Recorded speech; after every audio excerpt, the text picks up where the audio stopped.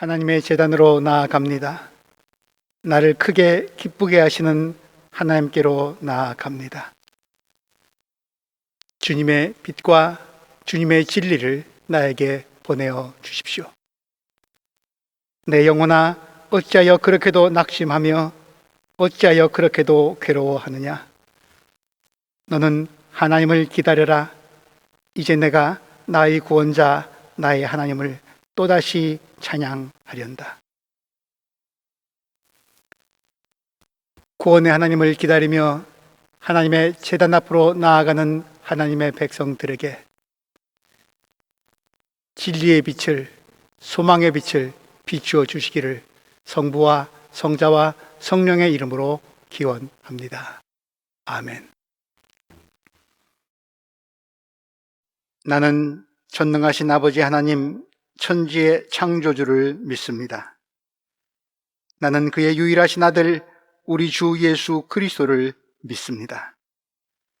그는 성령으로 잉태되어 동정녀 마리아에게서 나시고 본디오 빌라도에게 고난을 받아 십자가에 못 박혀 죽으시고 장사된 지 사흘 만에 죽은 자 가운데서 다시 살아나셨으며 하늘에 오르시어 전능하신 아버지 하나님 우편에 앉아 계시다가 거기로부터 살아있는 자와 죽은 자를 심판하러 오십니다. 나는 성령을 믿으며 거룩한 공교회와 성도의 교제와 죄를 용서받는 것과 몸의 부활과 영생을 믿습니다. 아멘.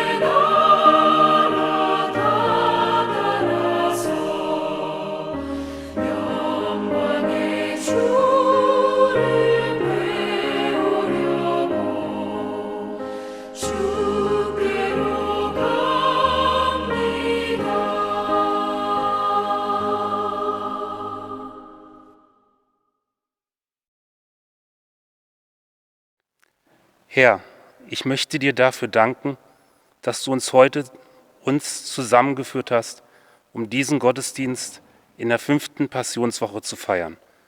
Wir wollen mit diesem Gottesdienst unseren Glauben zu dir bekennen und erneuern, mit unserem Gesang dich lobpreisen und unseren Gebeten dir, o Herr, für deine Liebe danken.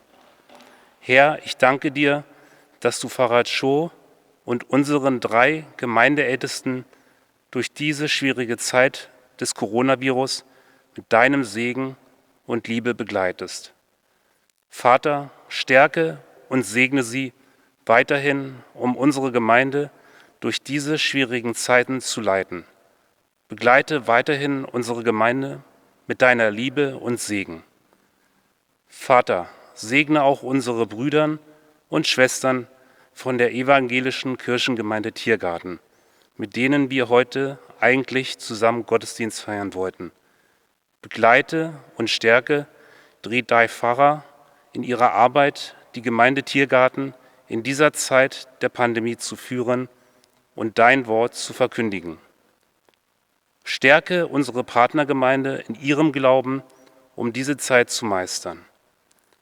Gott, ich bete an diesem Tag auch für die Älteren, Kranken und alle anderen Mitglieder unserer Gemeinde. Segne auch sie. Lass auch sie an diesem Sonntag ihren Glauben an dich und deinen Sohn erneuern und bekräftigen. Vater, segne auch die Gemeinderäte und alle weiteren ehrenamtlichen Mitarbeiter unserer Gemeinde. Unterstütze sie durch deine Liebe in ihren unterschiedlichen Aufgaben und Einsätzen für unsere Gemeinde. Auch möchte ich, Vater, für unsere Gemeindemitglieder beten, die seit der Pandemie jeden Samstag den Online-Gottesdienst aufzeichnen. Durch ihre Arbeit und Engagement sind wir jeden Sonntag online miteinander verbunden und können dadurch unsere Gemeinschaft erhalten und vertiefen. Vater, segne unsere jungen und anderen Gemeindemitglieder, die zurzeit sich für einen Studienplatz, Arbeitsplatz bewerben oder sich für eine Prüfung vorbereiten. Gib ihnen Kraft und Unterstützung, dass sie durch diese Zeit, durch ihren Glauben an dich gestärkt werden. Herr, gib uns durch deine heutigen Worte aus der Bibel eine Orientierung für unser nicht immer einfaches Leben als Christen. Lass uns durch die heutige Predigt durch Pfarrer Cho eine Stärkung und Ermutigung sein, wieder bewusster als Christen unser tägliches Leben zu gestalten. Herr, lass uns durch diesen Gottesdienst die Gemeinschaft mit dir erneuern. Für all das bete ich in dem Namen deines Sohnes, Jesus Christus. Amen. 오늘 우리들에게 주시는 하나님의 말씀은 욥기 19장 17절에서 27절까지의 말씀입니다. 아내조차 내가 살아 숨쉬는 것을 싫어하고 친형제들도 나를 역겨워한다. 어린 것들까지도 나를 무시하며 내가 일어나기만 하면 나를 구박한다. 친한 친구도 모두 나를 꺼리며 내가 사랑하던 이들도 내게서 등을 돌린다. 나는 피골이 상접하여 뼈만 앙상하게 드러나고 잇몸으로 겨우 연명하는 신세가 되었다. 너희는 내 친구들이니 나를 너무 구박하지 말고 불쌍히 여겨다오. 하나님이 손으로 나를 치셨는데 어찌하여 너희마저 마치 하나님이라도 된 듯이 나를 핍박하느냐. 내 몸이 이 꼴인데도 아직도 성에 차지 않느냐. 아, 누가 있어 내가 하는 말을 듣고 기억하여 주었으면, 누가 있어 내가 하는 말을 빅망록에 기록하여 주었으면, 누가 있어 내가 한 말이 영원히 남도록 바위에 글을 새겨 주었으면. 그러나 나는 확신한다. 내 구원자가 살아계신다. 나를 돌보시는 그가 땅 위에 우뚝 서실 날이 반드시 오고야 말 것이다. 내 살갗이 다 썩은 다음에라도, 내 육체가 다 썩은 다음에라도 나는 하나님을 배울 것이다. 내가 그를 직접 뵙겠다. 이 눈으로 직접 뵐 때에 하나님이 낯설지 않을 것이다. 아멘.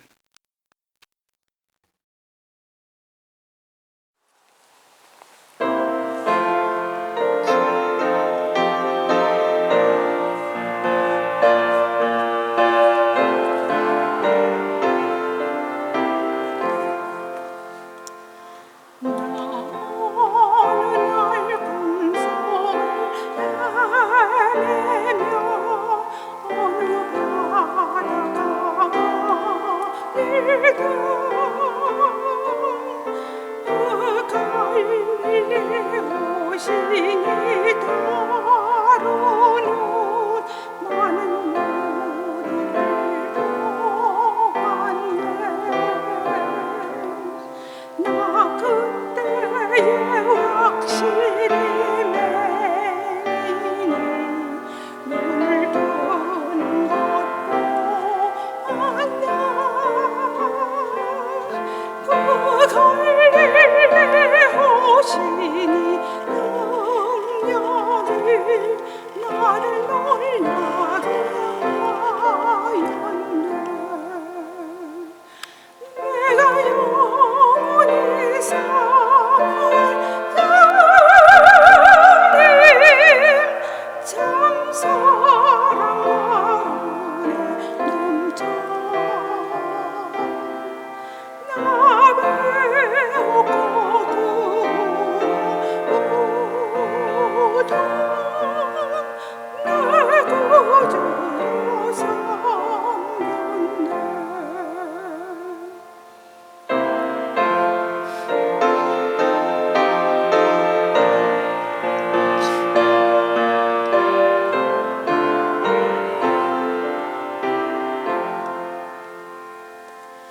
그 사랑의 눈빛과 음성을 나는 잊을 수 없겠네. 그 갈릴리 오시니 그때에 이 죄인을 향하여 자국 난 그 손과 옆구리 보이시면서 하신 말 늦은 죄 오시니 능력이 나를 놀라게 하였네. 내가 영원히 삼을 주님 참 사랑과 은혜 넘쳐 나 배우고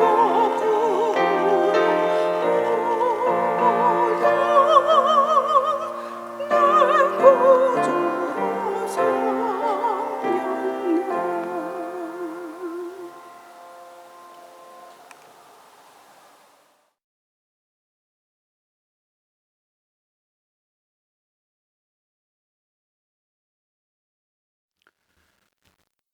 한 주일 동안 평안하셨습니까? 주님의 이름으로 문안 드립니다. 그리스도의 평화가 여러분들과 함께. 오늘 우리는 고난, 그 원인을 알 수 있는, 헤아릴 수 있는 고난이 아니라 도대체 이유를 알 수 없는 고난, 이 고통과 고난의 억울함과 부당함을 주장하면서 하나님과 씨름하고 하나님을 끝까지 놓치지 않고 있는 한 사람을 만납니다. 그의 이름은 욥입니다. 성경은 욥이 어떤 인물인지를 욥기 첫 부분에서 소개하고 있습니다. 1장 1절 말씀, 그는 흠이 없고 정직하였으며 하나님을 경외하며 악을 멀리하는 사람이었다. 3절 말씀, 그는 동방에서 으뜸가는 부자였다. 사람들에게 부러움과 존경을 받았음은 물론이고 하나님도 욥을 인정하십니다. 1장 8절 말씀, 이 세상에는 그 사람만큼 흠이 없고 정직한 사람, 그렇게 하나님을 경외하며 악을 멀리하는 사람은 없다. 욥은 이처럼 개인적으로나 가정적으로나 사회적으로나 아무런 어려움 없이 행복하였고 존경받았고 모든 일이 형통하였습니다. 한마디로 욥은 이상적인 인물로 소개되고 있습니다. 이처럼 흠 잡을 데 없는 완벽한 인물, 그런 사람에게도 고난이, 고통이 닥칠 수 있을까요?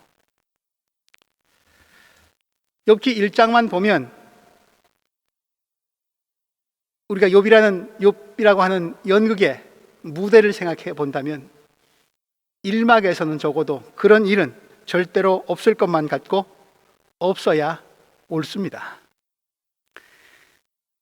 2막이 열리면 무대의 장면은 욥이 살고 있는 땅에서 하늘로 바뀝니다. 하나님이 욥을 이렇게 칭찬하시니까 사탄이 하나님에게 시비를 겁니다. 9절 말씀, 아무것도 바라는 것 없이 하나님을 경외하겠습니까? 사탄의 논리는 욥이 하나님께 잘하는 데에는 그만한 이유가 있다. 하나님이 복을 많이 베풀어 주시니까 그렇다. 자기가 잘 나가니까 경건한 척 하는 거다. 부자니까 믿음이 좋아 보이는 거다. 좋게 보이려 애쓰는 거다. 욥의 믿음과 경건한 행동에는 다 그 목적이 있다. 그럴 만한 이유가 다 거기에 있다. 그런 논리입니다. 그래서 사탄은 이런 말을 주님께 덧붙입니다. 1장 10절 11절 말씀, 이제라도 주님께서 손을 드셔서 그가 가진 모든 것을 치시면 그는 주님 앞에서 주님을 저주할 것입니다. 조건부 믿음이란 거죠. 조건이 안 좋아지면, 바뀌면 하나님에 대한 믿음도 사라질 것이라는 그런 예측입니다. 하나님은 사탄의 말을 인정하지 않습니다. 그리고 욥에 대한 신뢰를 재차 확인하십니다. 이제 이렇게 해서 하나님과 사탄 사이의 내기가 시합이 시작됩니다. 그 내기의 내용은 아무런 대가를 바라지 않고 전적으로 하나님을 신뢰하고 순종할 수 있느냐, 섬길 수 있느냐, 그것이 내기의 내용입니다. 인간에 대한 하나님의 신뢰와 하나님에 대한 인간의 믿음이 걸려있는 내기입니다. 결과에 따라 하나님에게도 욥에게도 그리고 인간에게도 치명적인 결과를 초래할 수 있습니다. 산막이 열리면 지상에서 욥이 고통당하고 있는 장면을 보여줍니다.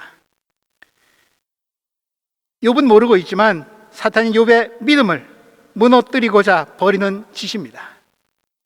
욥은 모든 재산을 잃습니다. 심지어 그의 자녀들까지도 다 죽습니다. 세상 어느 누가 자기가 이제껏 공들여 쌓아놓은 재산, 심지어 그 사랑하는 자식들까지도 하루아침에 다 모두 잃어버리고 나서도 제정신일 수 있겠습니까? 그럼에도 불구하고 욥은 비틀거리는 몸을 다시 추스려 일으켜 세우면서 이렇게 중얼거립니다. 1장 21절 말씀, 모태에서 빈손으로 태어났으니 죽을 때도 빈손으로 돌아갈 것입니다. 주신 분도 주님이시요 가져가신 분도 주님이시니 주님의 이름을 찬양할 뿐입니다. 많은 성도들이 좋아하는, 또 암기하고 있는 구절이기도 합니다. 그런데 이 텍스트가 기록된 상황은, 컨텍스트는 매우 심각하고 비참합니다. 그런 갑작스런 재난에, 감당하기 어려운 재난에 처해 있는 다른 사람에게 덕담으로 해주는 말이 아니라 내가 그런 상황에 처해 있을 때 이런 고백이 터져 나올 수 있을지, 그런 구절인지 신중하게 생각해 볼 일입니다. 사탄의 예측이 빗나갔습니다. 욥은 하나님을 믿으며 그런 끔찍한 재난을 당하고 겪었음에도 불구하고 하나님을 여전히 믿으면서 죄를 범하지 않았습니다. 그러자 사탄의 두 번째 공격이 시작됩니다. 욥의 몸에 심각한 질병을 일으킵니다. 욥은 잿더미 위에 앉아 옹기 조각으로 몸을 긁게 됩니다. 사탄은 이제 되었다 하면서 욥의 아내의 입을 빌려 결정타를 날립니다. 이래도 당신은 여전히 신실함을 지킬 겁니까? 이래도 여전히 하나님을 믿을만 하세요? 차라리 하나님 저주하고서 죽는 게 낫겠습니다. 사랑하는 아내의 말입니다. 한평생 발제자의 말입니다. 이렇게 사느니 차라리, 혹은 거꾸로 이렇게 살 수만 있다면 차라리. 욥뿐 아니라 출애굽 이후 이스라엘 민족을 줄곧 따라다녔고 끝내는 나라마저 망하게 했던 차라리의 유혹, 사탄의 유혹입니다. 오늘 우리에게도 이 차라리의 유혹은 다가옵니다. 믿음이고 뭐고 다 팽개칠 수밖에 없는, 무너질 수밖에 없는 그런 상황에서 차라리 이럴 바에야.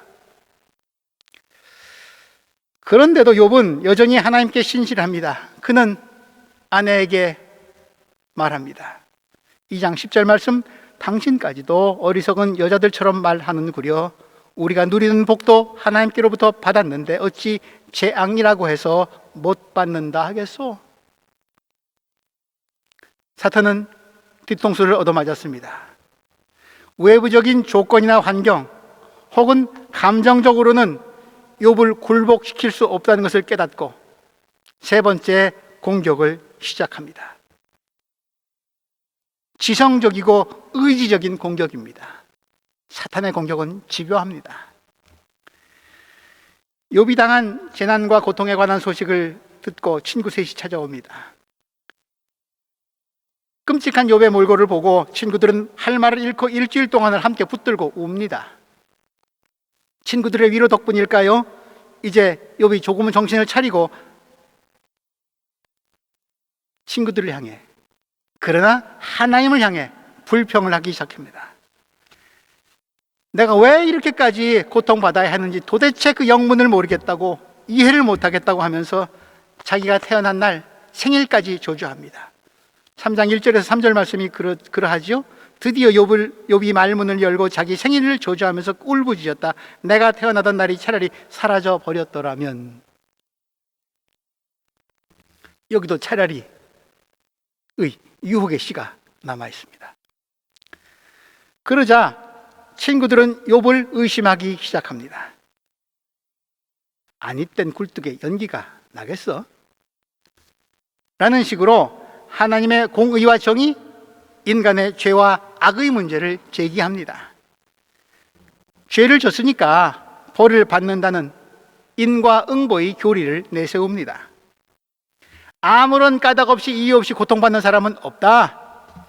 고통은 죄에 대한 벌이다 라고 주장합니다. 그렇다면 지금 욥이 겪고 있는 고통으로 봐서는 욥이 대단히 큰 죄, 험악한 죄를 저질렀음에 틀림없습니다. 친구들은 욥에게 남들에게 감춰둔 죄, 이실직고하기를, 그걸 하나님께 고백할 것을 강요합니다. 그러나 욥은 내가 지금 당하고 있는 고통은 내가 한 행위에 따른 결과가 아니라고, 내가 겪고 있는 이 고난은 온당하지 못하다고, 불공평하다고, 부당하다고 주장합니다. 친구들에게 하소연하고 하나님께도 그렇게 자신의 처지를 억울하다고 털어놓습니다. 친구들의 지성적인 논리, 종교적 교리조차도 욥을 설득할 수 없었습니다. 친구들로부터 당한 배신과 죄의 추궁은 오히려 욥을 더 아프게 합니다. 이후 사탄은 사라집니다. 그리고 무대에는 욥의 탄식 소리만이 가득합니다. 욥의 탄식을 들어보십시오. 오늘 본문 19장 17절에서 22절까지의 말씀. 아내조차 내가 살아 숨쉬는 것을 싫어하고 친형제들도 나를 역겨워한다. 어린 것들까지도 나를 무시하며 내가 일어나기만 하면 나를 구박한다. 친한 친구도 모두 나를 꺼리며 내가 사랑하던 이들도 내게서 등을 돌린다. 나는 피골이 상접하여 뼈만 앙상하게 드러나고 잇몸으로 겨우 연명하는 신세가 되었다. 너희는 내 친구들이 나를 너무 구박하지 말고 불쌍히 여겨다오. 하나님이 손으로 나를 치셨는데 어찌하여 너희마저 마치 하나님이라도 된 듯이 나를 핍박하느냐? 내 몸이 이 꼴인데도 아직도 성에 차지 않느냐?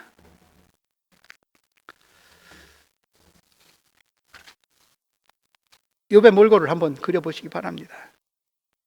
하나님께 순종하며 올바르게 살아왔던 당대의 의인이었던 욥이 하나님의 계명 누구보다 잘 지키고 가난한 이웃에게 못 본 척하지 아니하고 자비를 베풀기를 참 좋아했던 그 선한 사람이 지금 끔찍한 고통을 당하고 있습니다. 욥은 고통 가운데서 울부짖으면서 묻고 있습니다. 왜 내가 무엇 때문에 이런 일을 겪어야만 합니까?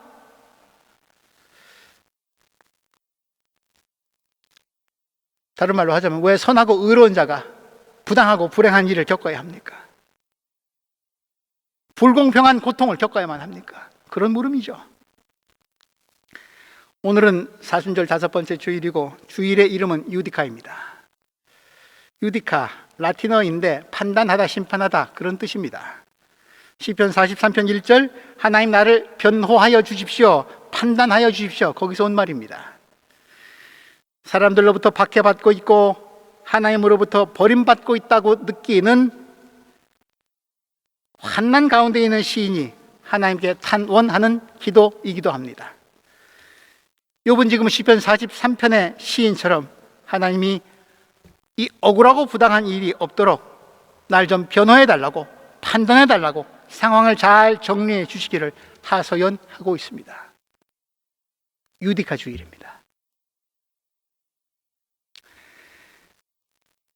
대가를 바라지 않고 전적으로 하나님을 의지하고 경외할 수 있겠습니까? 라는 사탄의 하나님을 향한 당돌한 도발은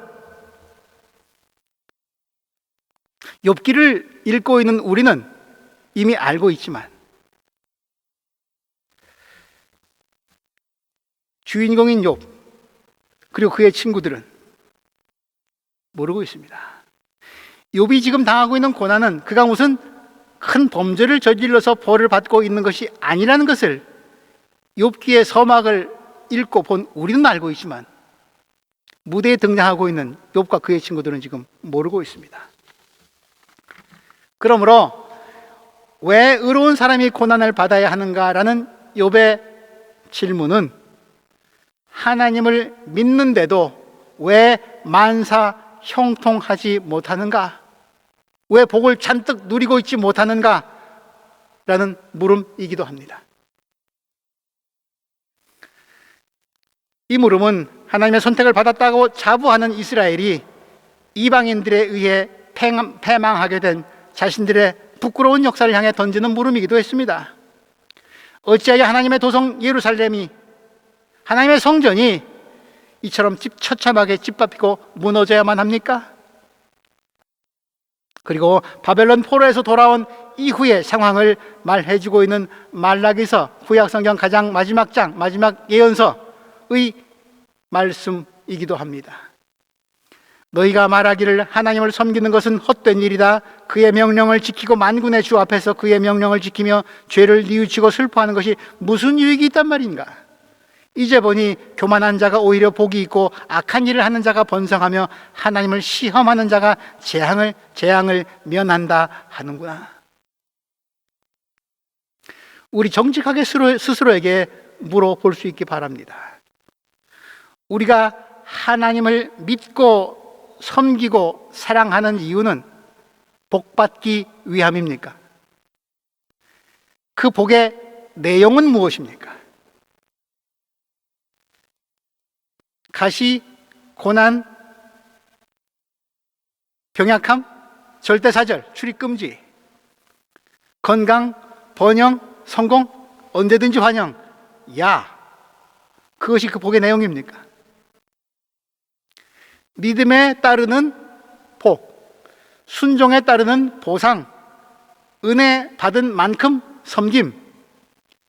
손해보는 것이라면, 손에 쥐어지는 게 없으면 믿음은 아무짝에도 그 쓸모없는 거야. 믿음을 자본의 논리로 변질시키고 성전을 강도의 소굴로 만드는 사탄의 유혹입니다. 아무것도 바라는 것 없이 하나님을 경외하겠습니까? 욥이 지금 누리고 있는 좋은 것들, 부와 건강과 타인으로부터 인정받음과 존경과 영예, 이런 좋은 것들이 인생에서 시들해지거나 빼앗기면, 가시가 찔러대고 건강이 약해지고 고난이 닥치면 하나님에 대한 믿음도 언제 그랬냐는 듯 고난과 함께 사라질 것이라고, 분명히 그럴 거라고, 인간은 그런 존재라고 사탄은 유혹하고 하나님께 도전합니다. 한때 잘 나갔으나 다 잃어버리고 다 빼앗기고 잿더미 위에 앉아 기와장으로 자신의 몸을 벅벅 긁고 있는 사람, 오해와 무시와 멸시를 당하고 있는 억울하고 불쌍한 사람 욥의 반응은 좋다는 것이 다 사라져도 하나님에 대한 믿음이 과연 남아있을지, 욥의 태도에 따라 하나님의 명예가 걸려 있습니다. 오고 오는 세대의 믿음의 문제가 달려 있습니다. 의롭고 선한 사람에게 나쁜 일이 연이어 일어날지라도, 자랑거리가 다 사라져 버릴지라도, 삶이 불공평하게 보여도 욥은 하나님에 대한 믿음을 지킬 수 있을까요? 아무런 대가를 바라지 않고도 전적으로 하나님을 의지하고 경외할 수 있을까요? 욥은 하나님께 항변하고 도전합니다. 오늘 본문 23절 말씀, 누가 있어 내가 하는 말을 듣고 기억하여 주었으면, 누가 있어 내가 하는 말을 비망록에 기록하여 주었으면, 누가 있어 내가 한 말이 영원히 남도록 바위에 글을 새겨 주었으면. 누가 있어? 아무도 없습니다. 나의 속 사정을, 억울한 나를 위로해주고 내게 죄가 없음을, 의로움을 인정해 줄 사람 아무도 없습니다. 다 손가락질합니다. 아내도 자식도 친구도. 억울합니다. 하나님, 이건 온당치 않습니다. 이건 좀 너무하십니다. 욥은 자기 결백을 주장하고 확신하면서 이 억울함을 자기 당대는 아닐지라도 내가 죽은 뒤에라도, 자손대에 가서라도, 후대에 가서라도 정당하게 평가받기를, 오명과 억울함이 조금이라도 씻겨지기를 바라면서 자신의 결백을 기록하는 비망록을, 잊혀지지 않는 기록이죠, 작성하려고 합니다. 그리고 그 문서가 오래 잘 전해질 수 있도록 돌에까지 새기고 싶어 합니다. 그러나 욥은 그런 막연한 기대에만 머무르지 않습니다. 곧 이어 욥은 확신에 찬 놀라운 고백을 합니다. 25절 말씀, 그러나 나는 확신한다. 내 구원자가 살아계신다. 나를 돌보시는 그가 땅 위에 우뚝 서실 날이 반드시 오고야 말 것이다. 하나님이 나의 무죄함을 인정해 주시려고 하늘 법정에서 심판받을 때 하늘 법정에서 욥의 변호인으로 나와서 욥의 무죄를, 욥의 결백을 변호해 주시기를, 증언해 주시기를, 하나님이 그렇게 직접 나서 주시기를 바라고 있습니다. 그러나 나는 확신한다. 내 구원자가 살아계신다. 하나님한테 두드려 맞고 있다고 생각하면서도 그분을 구원자라고, 그분이 살아계셔서 나를 인정해 주실 것이라고 그렇게 고백하고 있습니다. 어떤 이에게는 이 놀라운 고백이 고난 가운데서 부르짖는 희망의 노래로 들려옵니다. 내 주님은 살아계셔 날 지켜주시니.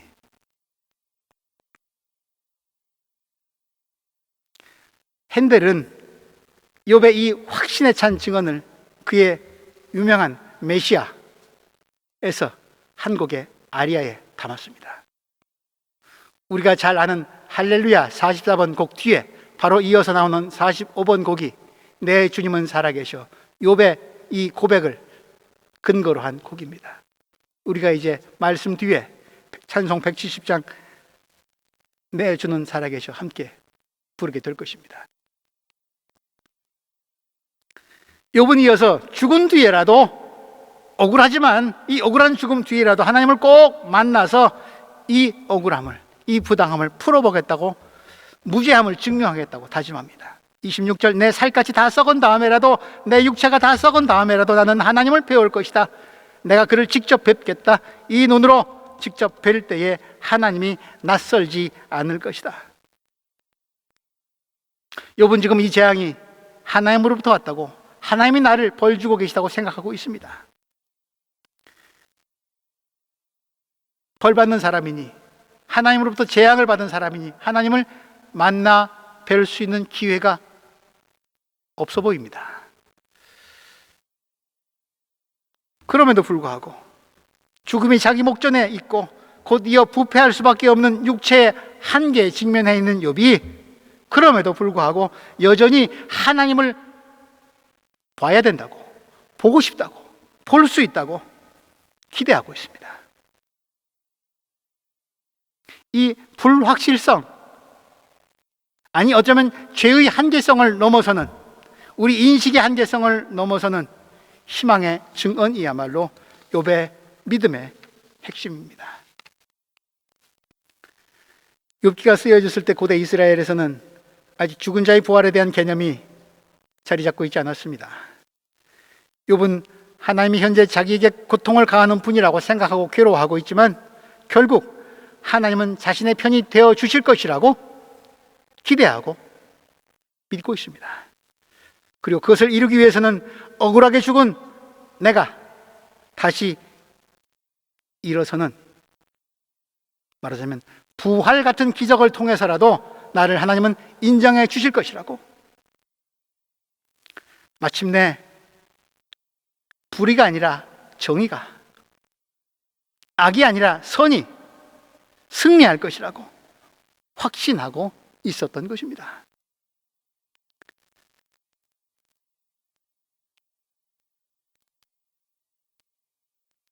고난이 닥친 뒤에 욥은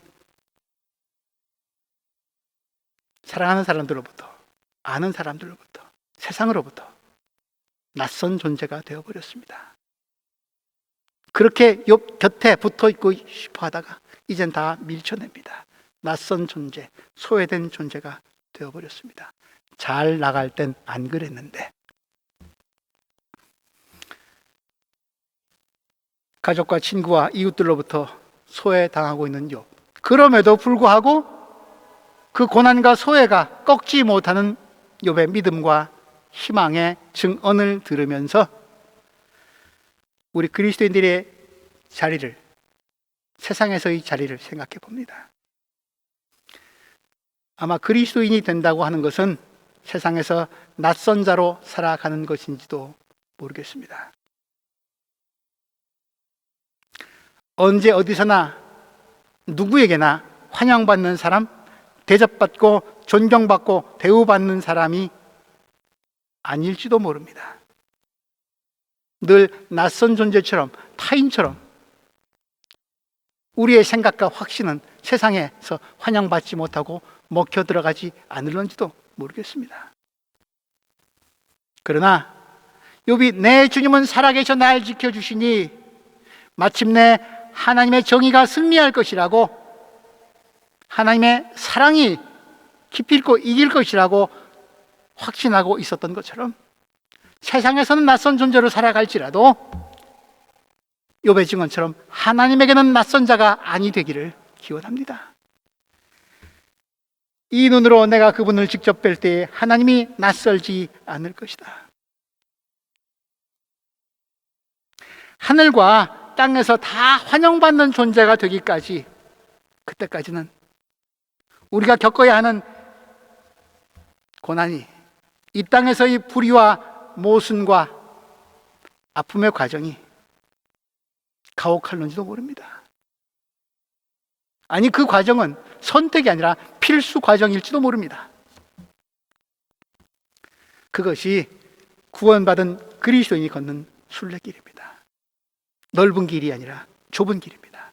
그러나 가야만 하고 거쳐야만 하는 길입니다. 손해보는 것 같지만 진정 복 있는 사람의 삶입니다. 내 주님은 살아계셔 날 지켜주시니. 욥의 고백 속에서, 그리고 핸델의 아리아 속에서 한땐 환영받았지만 고통과 수모와 치욕 속에서 죽음의 길로 내몰려 낯선 사람, 이방인으로 살다가 저주받은 자로 버림받은 어떤 분의 외침이 들려옵니다. 나의 하나님, 나의 하나님, 어찌하여 나를 버리셨나이까? 예수님이 십자가에서 하나님을 향해 부르짖은 외침입니다. 기도입니다. 절망의 표현일 수 있고 하나님으로부터 버림받은 자가 부르는 비가, 애가일 수 있습니다. 완전히 잘못된 것은 아닙니다. 그렇게 볼 수 있습니다. 그러나 이 말씀은 시편 22편의 시작에 불과합니다. 진리의 절반에 불과합니다. 팩트의 한쪽 면에 불과합니다. 이어서 말씀이 계속되기 때문입니다. 시편 22편 전체를 읽어보시기를 권합니다만 요약해서 잠깐 낭송합니다. 나의 하나님, 나의 하나님, 어찌하여 나를 버리십니까? 어찌하여 그리 멀리 계셔서 살려달라고 울부짖는 나의 간구를 듣지 아니하십니까? 나의 하나님, 온종일 불러도 대답지 않으시고 밤새도록 부르짖어도 모르는 자십니까? 나의 겉옷을 원수들이 나누어 가지고 나의 속옷도 제비를 뽑아서 나누어 가집니다. 그러나 나의 주님, 멀리하지 말아 주십시오. 나의 힘이신 주님, 어서 빨리 나를 도와주십시오. 그는 고통받는 사람의 아픔을 가볍게 여기지 않으신다. 그들을 외면하지도 않으신다. 부르짖는 사람에게는 언제나 응답하여 주신다. 하나님은 여러분을 사랑하십니다. 우리를 사랑하십니다. 그러나 애완동물 취급하지는 않으십니다. 집안에 가두어두거나 외출할 때는 줄에 매여 끌고 다니지 아니하십니다. 우리에게 자유를 주시고 진정 자유를 위해서 당신 자신을 온전히 또 내어주기까지 하십니다. 그리고 당신을 향한 우리의 자발적인 반응, 강요된 믿음이 아니라 자발적인 믿음을 기대하십니다. 어려움이 따를지라도, 뜻밖의 고통이 닥쳐올지라도 나의 자유로운 선택이, 자유의지가 여전히 그분을 믿고 신뢰하고 사랑하기로, 그것을 선택하기를 바라고 계십니다. 그렇지 않습니까? 하나님을 믿고 하나님께 헌신하는 것이지 나 자신의 좋은 감정을 믿고 내가 받은 보상 때문에 헌신하는 게 아니지 않습니까?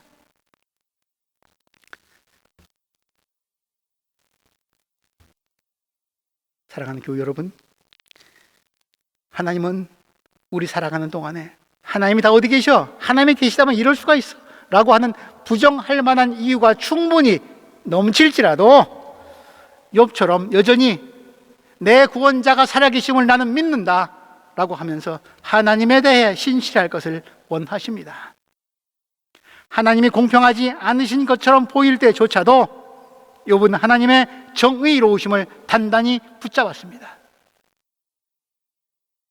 내 살갗이 다 썩어 문드러진 뒤에라도 하나님의 정의는 기필코 이루어질 것이라 확신했습니다.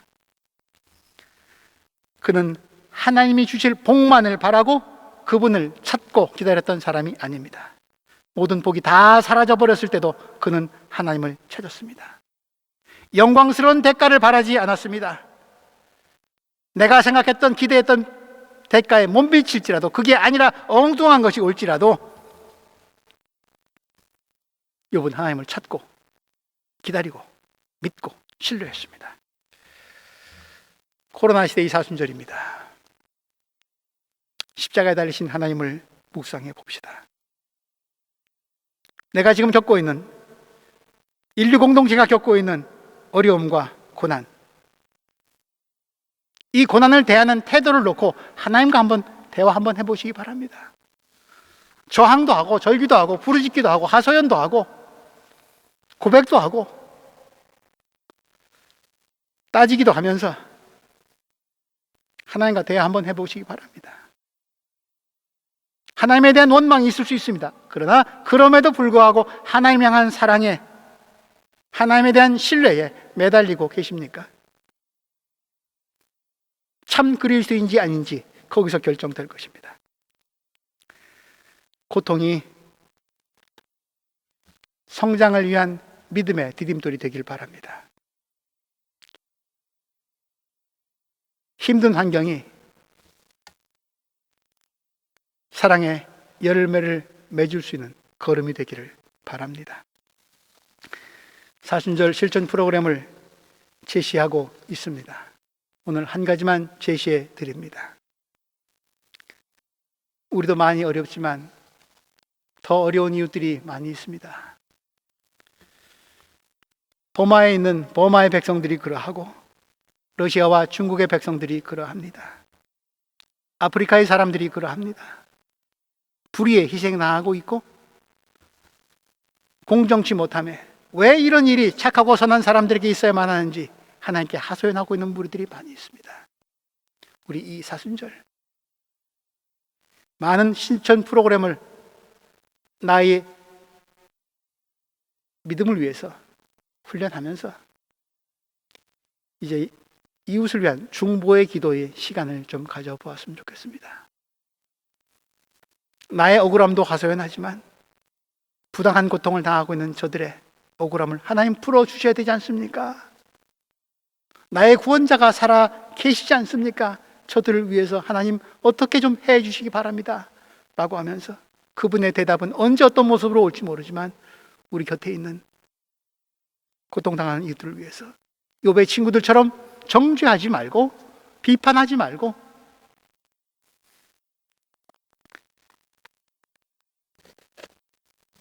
그렇게 남을 위한 존재로까지 살아갈 수 있기를.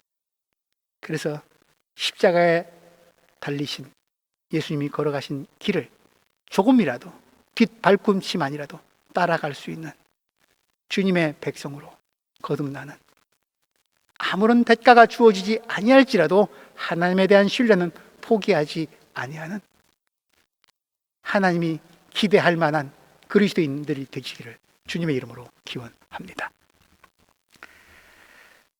하나님, 욥기를 읽습니다. 사순절 고난의 이야기를 이렇게 또 봤습니다. 주님이 당하신 고난에 비한다면 우리가 겪는 어려움이나 억울함, 이해 못할 일들은 비교조차 되지 않습니다. 그 모든 것 주님은 다 받아들이셨습니다. 불공평함과 억울함으로 말하자면 주님을 쫓아갈 이가 누가 있겠습니까? 그러나 그 모든 것 받아들이시고 삼키시고 종래는 생명을 낳아 주셨습니다. 부활의 길을 열어 주셨습니다. 우리 어려운 때 하나님께 더 가까이 나아가는 시기가 되게 하여 주옵소서. 하나님께 내 모든 것 내려놓고 내 안에서, 우리 사이에서 세상을 위해서 하나님이 하시는 이 일을, 정의와 자비의 은총을 더 크게 새롭게 경험하는 복된 사순절 기간 되게 하여 주옵소서. 예수님 이름으로 기도드립니다. 아멘.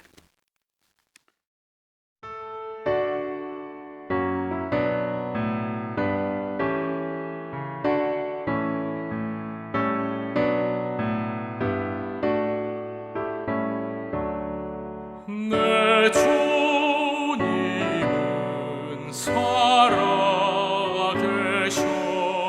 날 지켜주시니 그 큰 사랑 인하여서 나 자유 얻었네. 나의 구원 되신 주님, 내 소망 되신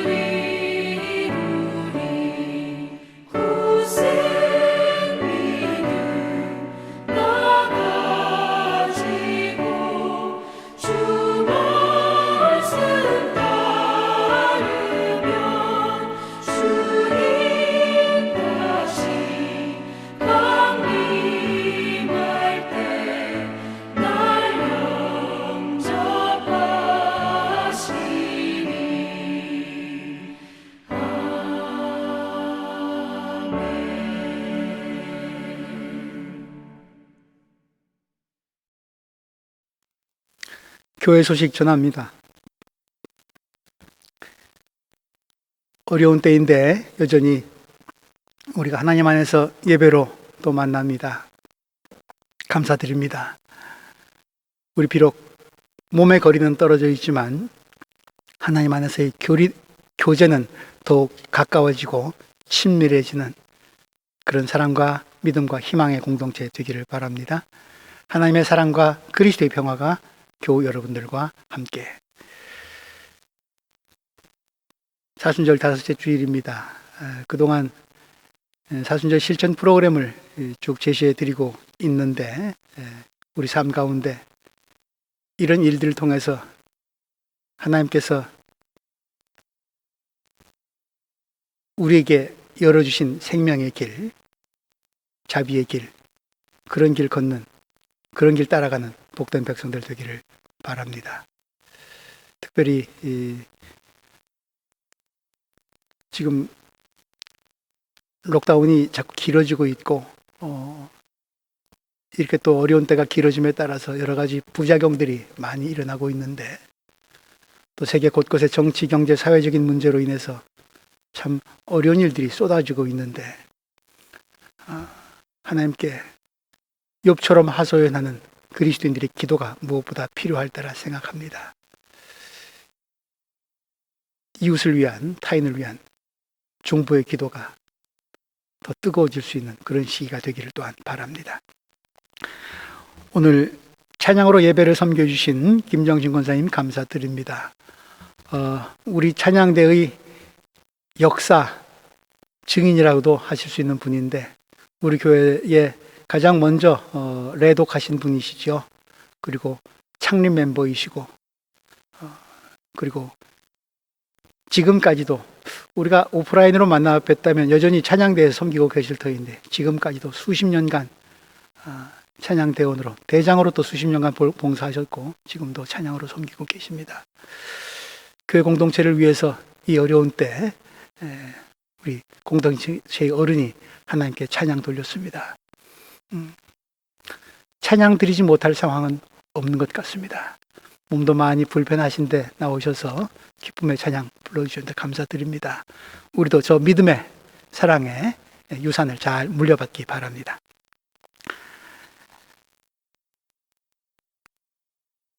주중에 마스크를 전달받으신 것으로 압니다.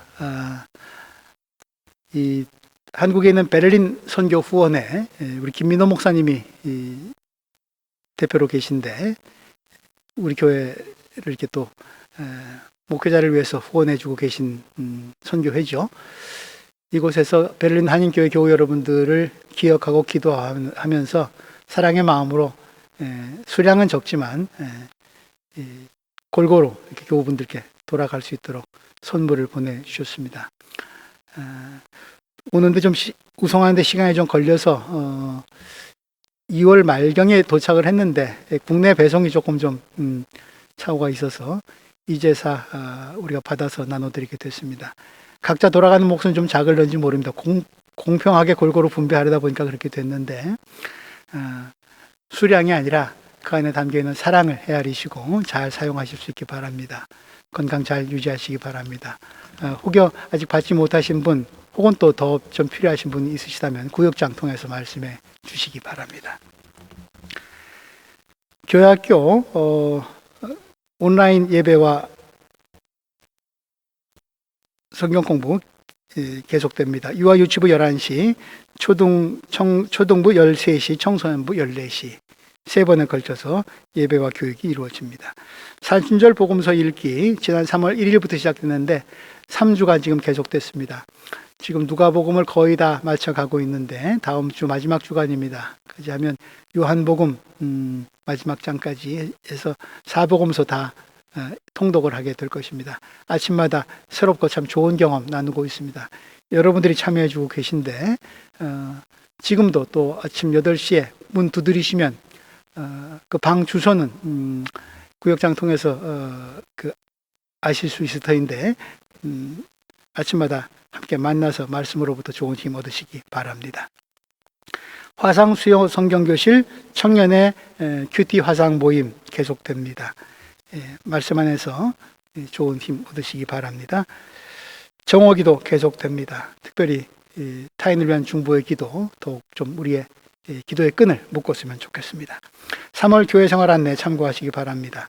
온라인 헌금 안내합니다. 이번 주 중에 김희숙 교우님, 고 김희숙 교우님 장례 예배가 있습니다. 우리 교회 초창기 멤버이신데 우리 1세대 교우분들은 잘 아시는 분이시죠. 오랜 동안 투병하시다가 하나님 부르심 받았는데 3월 25일 12시에 3월 25일 목요일 12시에 상 헤드비 프리도브에서 장례 예식이 있습니다. 관심 가지시고 참여해 주시기 바랍니다. 나동주 목사님 한국 방문 마치고 돌아왔습니다. 교회학교를 위해서 또 많은 일을 또 한국에서 하고 오셨는데 감사를 드립니다. 축복 기도 드립니다.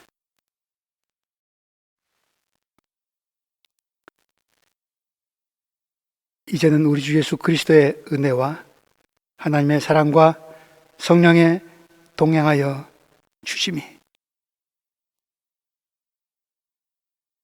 우리를 둘러싸고 있는 삶의 정황이 우리에게 닥치는 뜻하지 않은 뜻 모를 고통과 고난이 있을지라도 내 구원자가 살아계심을 확신하면서 믿음과 소망과 사랑의 길을 여전히 더욱 힘써 닦고 걸어가려는 여기 모인 생명 공동체 위에 이 생명의 능력을 필요로 하는 고난당하는 이웃들 가운데 이제로부터 영원까지 함께 하시기를 간절히 축원합니다. 아멘.